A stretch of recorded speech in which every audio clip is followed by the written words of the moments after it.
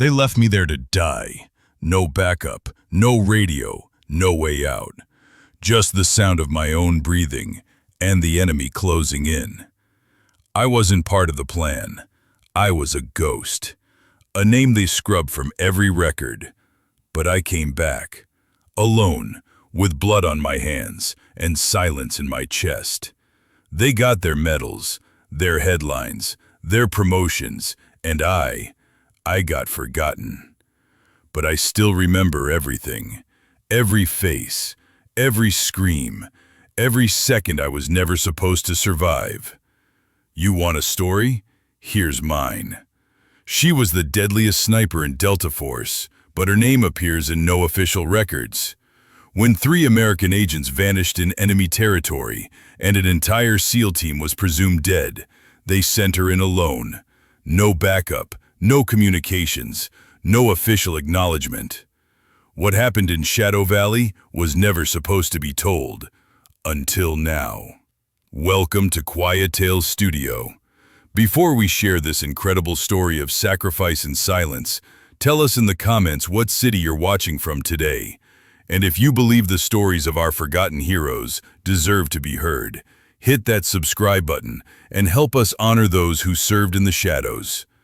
Captain Elara Voss wasn't listed in any official mission logs.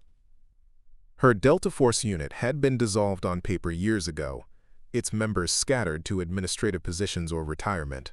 But deep in the Pentagon, there was still a room where people like her received orders face-to-face, with no paper trail and no acknowledgement. At first glance, Elara didn't look like a soldier at all. She had soft golden hair that she kept tied back in a regulation bun, and eyes like ocean glass, calm on the surface but impossibly deep. At 29, she looked more like someone you'd expect to see in a magazine than in a war zone. Her uniform was always pressed, her boots polished to mirror shine, and her voice rarely rose above what was necessary to be heard. Maybe that's why no one ever suspected she was the deadliest sniper in her graduating class. Why fellow officers assumed she worked in logistics or intelligence analysis. Why she could walk through the halls of military installations without anyone giving her a second glance. But she never corrected their assumptions, never bragged about her confirmed kills or the missions that technically never happened. She liked it that way. The quieter, the better. In her line of work, invisibility was the ultimate weapon. Her service record, what little of it existed, showed routine assignments, administrative duties, training exercises. Nothing that would indicate she had spent the last 5 years eliminating high-value targets in places the American military officially never operated. The room where she received her briefings had no windows, no decorations, and no name on the door. Just 4 walls, a table, and 2 chairs. She would sit across from a man whose name she'd never learned, who would slide a single photograph across the table and speak in clipped, precise sentences. Shadow Valley, he said that Tuesday morning in September. 3 agents confirmed captured extraction attempts failed. Elara studied the photograph. Rugged terrain, nearly impossible approach routes, limited visibility due to constant fog cover. The kind of place where helicopters crashed and rescue teams disappeared. "How many attempts?" she asked quietly. 2. The second team was a SEAL unit. 6 men, presumed dead. She nodded once, understanding immediately why they'd called her. When conventional forces failed, when the mission was too dangerous to risk more lives, they sent in the ghosts, the soldiers who didn't exist, operating with no backup and no promise of extraction. Timeline? 72 hours. After that, the agents are either dead or moved to a location we'll never find. He slid another photograph across the table. 3 faces. American intelligence operatives who had been gathering information on Taliban splinter groups operating in the region. Good men doing dangerous work in service of their country. Equipment? Whatever you can carry. No GPS, no radio communication once you're in the valley. Terrain makes satellite contact impossible. Elara looked at the photographs for a long moment, memorizing every detail of the terrain and the faces of the men she was being sent to save. 3 lives against impossible odds, with no backup and no official support. She stood up without a word, picked up the photographs, and walked toward the door. "Captain," the man called after her, "this mission doesn't exist if you're captured." "I know," she replied without turning around. "I don't exist either." That night, she disappeared from her base in Bagram. No one asked where she was going. No one dared. The valley earned its name honestly. Nestled deep in the Afghan mountains, it was perpetually shrouded in fog that rolled down from the peaks, like ghostly fingers. The terrain was a maze of rock formations, hidden caves, and narrow passes that could easily become death traps for anyone unfamiliar with the landscape. Elara had studied satellite imagery for hours before her departure, but she knew that in Shadow Valley, maps and technology meant nothing. This was a place where survival depended on instinct, patience, and the ability to become one with the environment. She traveled light, her sniper rifle broken down and secured in a weatherproof case, ammunition for exactly 20 shots. More would be too heavy, fewer would be insufficient. Water for 3 days, high-protein field rations, medical supplies, and the tools of her trade, camouflage paint, climbing gear, and the kind of patience that separated elite snipers from ordinary soldiers. The approach took her 18 hours of careful movement through terrain that would challenge even experienced mountain climbers. She moved only at night, finding concealment during daylight hours, always listening for the sounds that would indicate enemy patrols or surveillance. By the second night, she had reached the outer perimeter of the enemy compound. Through her scope, she could see the layout clearly. A cluster of buildings built into the rock face of the canyon, with natural caves serving as additional shelter and storage. Guard posts positioned at strategic choke points. And, most importantly, the building where thermal imagery suggested the American agents were being held. The enemy had chosen their location well. The compound was nearly impossible to approach without being detected, and any rescue attempt would have to navigate through multiple kill zones where a handful of defenders could hold off a much larger force. But Elara wasn't planning a frontal assault. She spent the first night in reconnaissance, noting patrol patterns and identifying the guards' positions. 6 men on outer perimeter duty, rotating every 4 hours. 3 more at the main compound entrance. Additional personnel inside the buildings, though their exact numbers were unclear. On the second night, she began to work. The first guard never saw her coming. He was young, perhaps 19, smoking a cigarette at his post overlooking the main approach to the valley. One moment he was looking out into the darkness.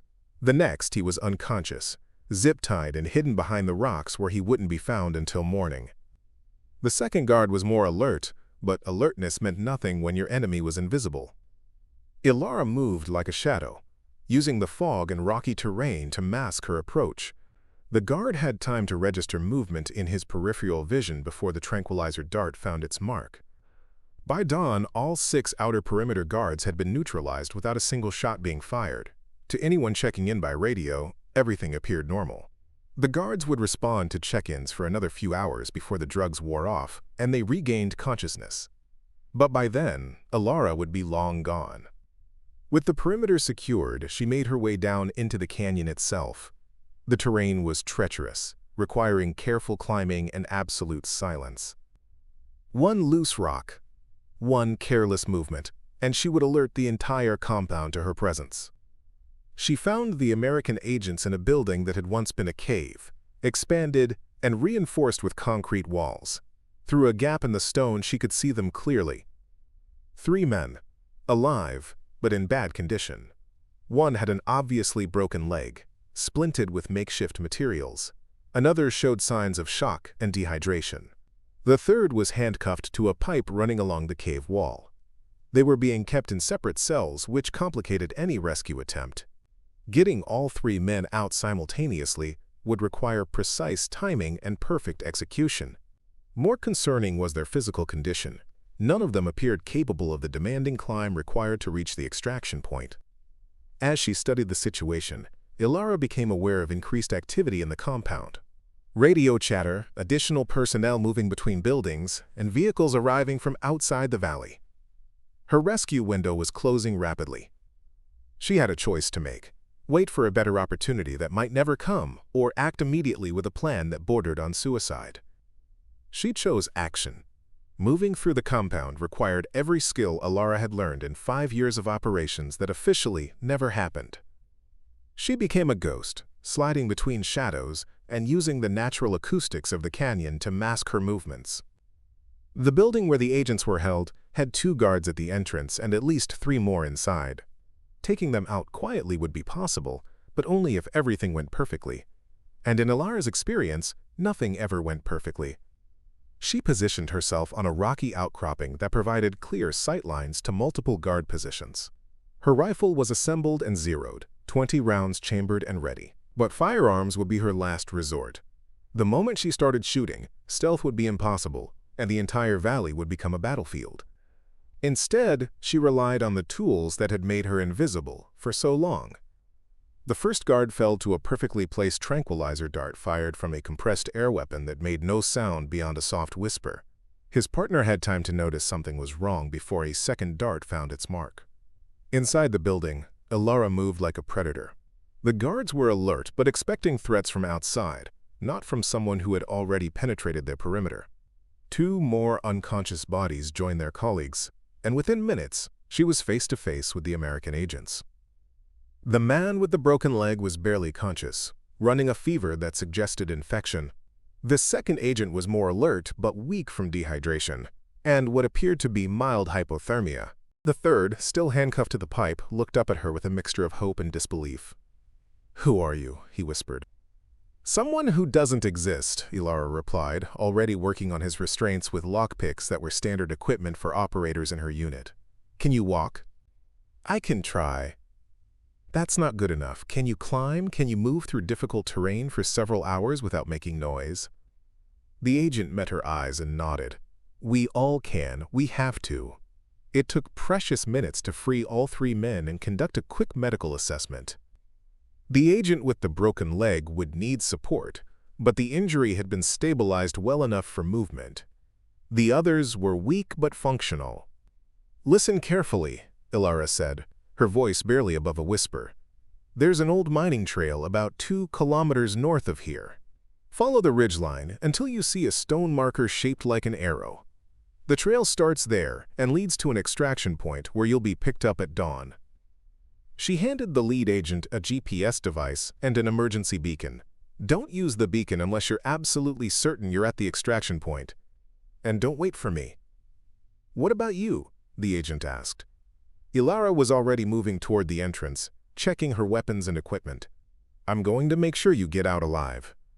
"We can fight. We can help." She turned back to look at them, and for a moment, her calm facade cracked just enough to reveal the deadly determination underneath. "Your job is to survive. My job is to make that possible." As the 3 agents began their careful movement toward the cave entrance, Elara made her way to a different exit. She had identified several positions throughout the compound that would allow her to create maximum confusion and draw attention away from the escaping prisoners. The agents had a 30-minute head start before the unconscious guards would begin to wake up and discover their escape. After that, every armed man in the valley would be hunting them. Elara intended to give them something else to hunt. The first explosion shattered the pre-dawn silence like thunder. Elara had positioned a small charge near the compound's main ammunition storage, calculated to create maximum noise and confusion without causing casualties. As armed men poured out of buildings throughout the valley, she was already moving to her second position. From a rocky outcropping 300 meters from the main compound, she fired 5 shots in rapid succession. Not at people, but at fuel tanks, radio equipment, and vehicle tires. Each shot was precisely placed to disable rather than kill, but the message was clear: the compound was under attack. Then she ran, not away from the enemy, but toward the most dangerous terrain in the valley. A series of rocky spires and narrow canyons where helicopters couldn't land and large groups couldn't maneuver effectively. Where someone with superior knowledge of the terrain could dictate the terms of engagement. Behind her, she could hear shouting in multiple languages as her enemies tried to organize a response. Vehicles started, radios crackled with urgent transmissions, and searchlights began sweeping the canyon walls. But they were looking for a large force, not a single operator who could disappear into terrain that most people couldn't even traverse. Elara led them deeper into the maze of stone and shadow, always staying just visible enough to maintain pursuit. A flash of movement here, the brief reflection of equipment there, always just out of effective range but close enough to keep them following. She knew this terrain better than they did because she'd spent hours studying every satellite image and topographical map available. More importantly, she understood how to use the environment as a weapon. The canyon she was leading them toward had been the site of extensive mining operations decades earlier. Old explosives and unstable rock formations made it dangerous even for experienced climbers.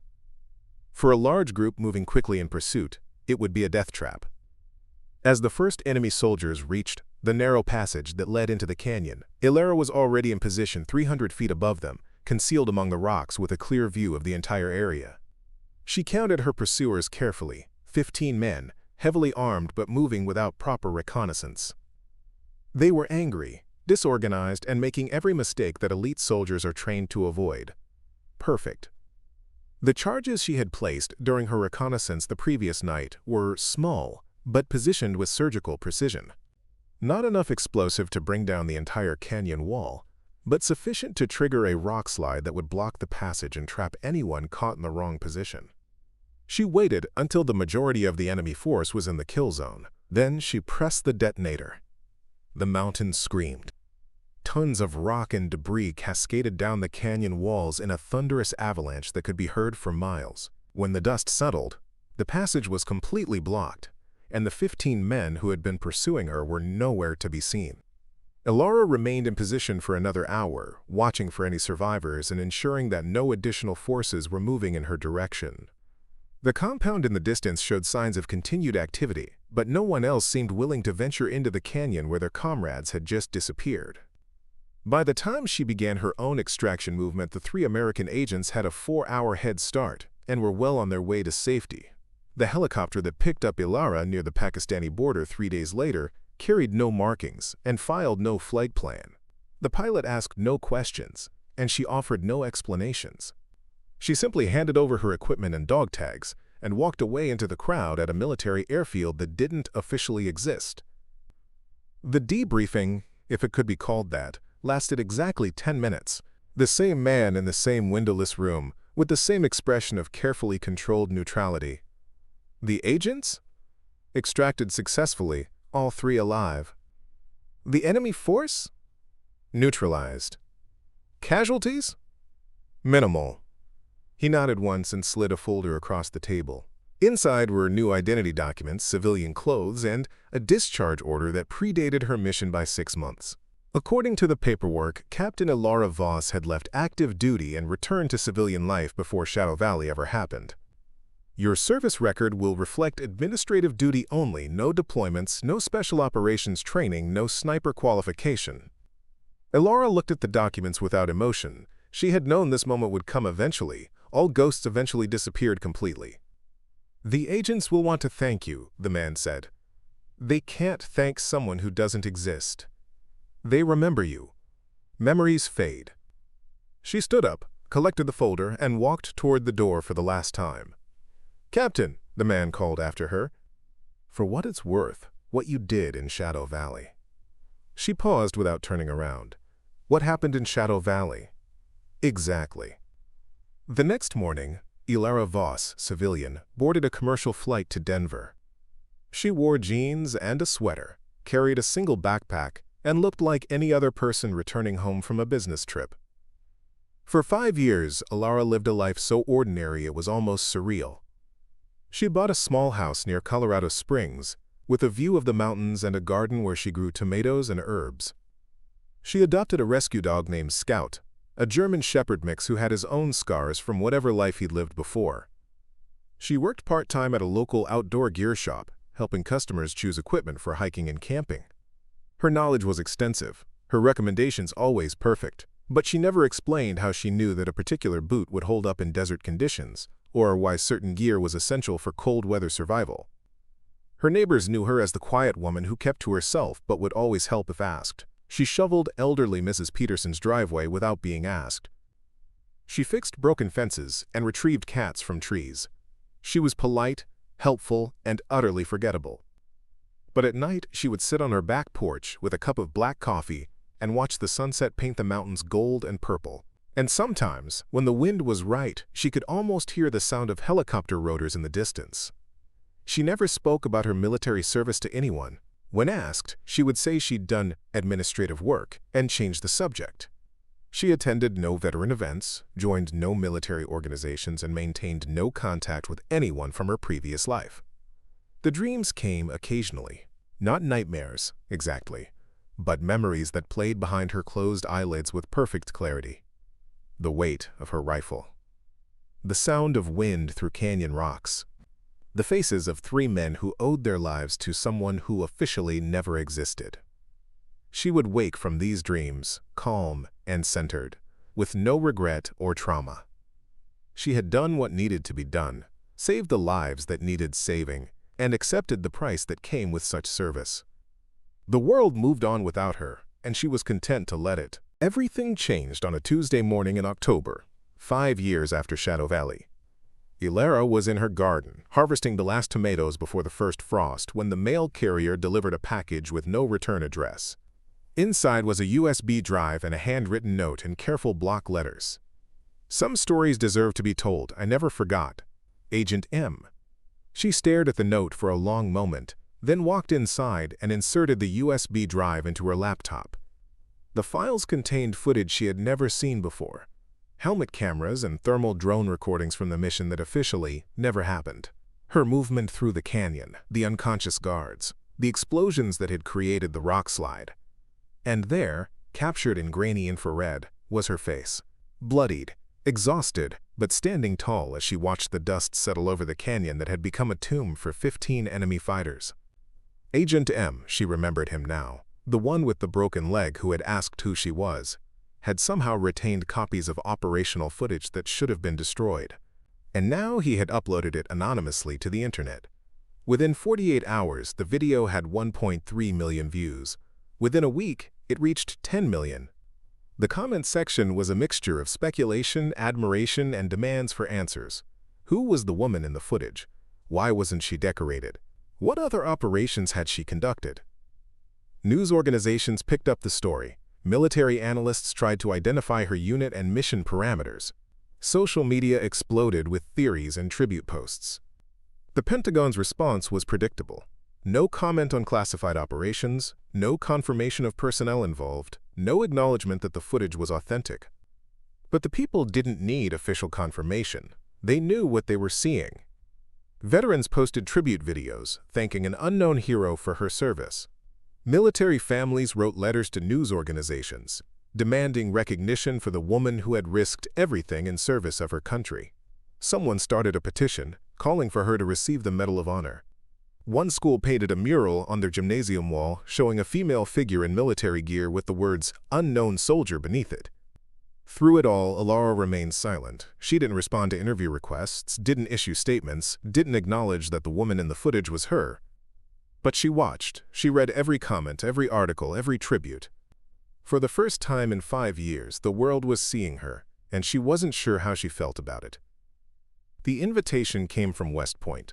A simple letter requesting her presence as a guest speaker at a ceremony honoring, quote, "those who serve in silence." They knew who she was. Somehow, someone had connected the footage to her real identity. For weeks, she ignored the invitation. Then it was followed by another and another, each one more respectful than the last, making it clear that this wasn't about publicity or politics, but about recognition for service that had gone unacknowledged for too long. Finally, Scout brought her the morning mail with his usual enthusiasm, and among the bills and catalogs was a handwritten envelope from a cadet at West Point. "Ma'am," it read, "I don't know if you're the woman in the video, but if you are, I wanted you to know that you're the reason I chose to serve. My name is Sarah Chen, and I'm a first-year cadet. My brother was one of the agents you saved in Shadow Valley. He's never been able to talk about what happened, but he told me once that an angel came for him in the darkness. I think that angel was you. Please come. We want to say thank you." Elara read the letter 3 times, then called the number on the West Point invitation. 2 weeks later, she drove through the gates of the military academy wearing a simple navy blouse, her hair loosely braided, no makeup. She looked exactly like what she was, a woman who had learned to be invisible, stepping briefly into the light. The ceremony was held in the academy's largest auditorium, packed with cadets, faculty, and distinguished guests. When her name was announced, the applause was thunderous and sustained, lasting several minutes. She walked to the podium slowly, her composure calm as always, but her eyes showing something that hadn't been there in years. Recognition of what this moment meant. The applause finally died down, and in the silence that followed, she spoke. "I didn't come here to give a speech," she said, her voice carrying clearly throughout the hall. "I came to listen. You're the future of our military, the next generation of those who serve. I was just the storm before your silence." From the back of the auditorium, a cadet stood up. Sarah Chin, the young woman whose letter had convinced Elara to come. "Captain Elara Voss," she said, her voice strong and clear. "On behalf of every person in this room, and every American who sleeps safely because of what you've done, will you please accept this?" She held up a small velvet box and began walking toward the stage. Other cadets joined her, then faculty members, then everyone in the auditorium. They formed a procession, moving toward the stage where Elara stood, watching with quiet amazement. Sarah climbed the steps and opened the box. Inside was a silver star medal, not officially sanctioned but crafted with perfect precision and engraved with a single word: service. Elara looked at the medal, then at the faces of hundreds of young people who represented the future of the military she had served in secret. She took a deep breath and smiled gently. "I never wore medals," she said. "I wore memories, but thank you for remembering." She didn't pin the medal to her chest. Instead, she left it on the podium, a symbol that belonged not to her but to all those who serve without recognition. And then she walked away, back into the anonymity she had chosen, leaving behind only the echoes of applause and the knowledge that some stories, once told, can never be forgotten. The footage of her speech at West Point was never officially released, but somehow it found its way onto the internet anyway. The woman who had learned to be invisible had inadvertently become a symbol for all those who serve in the shadows.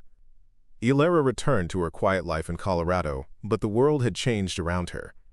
Letters arrived daily from veterans, active service members, and families of those who had made similar sacrifices. She read everyone, though she never responded. A scholarship fund was established in her name for children of special operations personnel. A military training facility was quietly renamed in her honor, though the dedication plaque listed only Ghost 7 with no further explanation. The Pentagon never confirmed her identity or acknowledged her service record. But in the classified files that only a few would ever see, a notation appeared: "Service above self. Mission accomplished." And in a small house near Colorado Springs, a woman who had once been the deadliest sniper in Delta Force continued to tend her garden, walk her dog, and watch the sunset paint the mountains. Sometimes, when the wind was right, she could still hear helicopter rotors in the distance. But now she knew that somewhere, other ghosts were making their own impossible choices, saving lives that would never be officially counted, serving a country that would never officially acknowledge their sacrifice. And that was enough. This story was brought to you by Quiet Tales Studio. Some heroes never receive recognition. Some soldiers never come home to parades. Some sacrifices are never officially acknowledged. But they are never forgotten by those who matter most.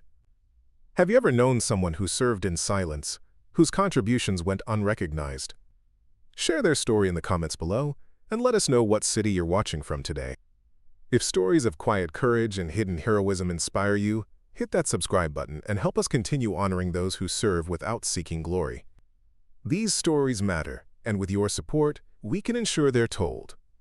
Remember that the greatest heroes often walk among us unrecognized, and the most important service is often performed by those who ask for nothing in return. Thank you for watching, and we'll see you in the next story.